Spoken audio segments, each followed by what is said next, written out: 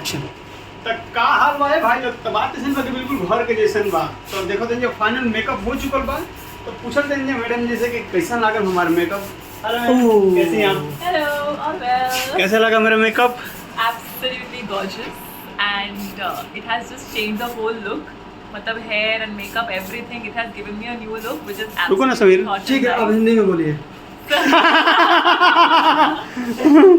ये हो गया हमारी अंग्रेजी ऑडियंस के लिए। अब हिंदी नहीं, के लिए। but नहीं.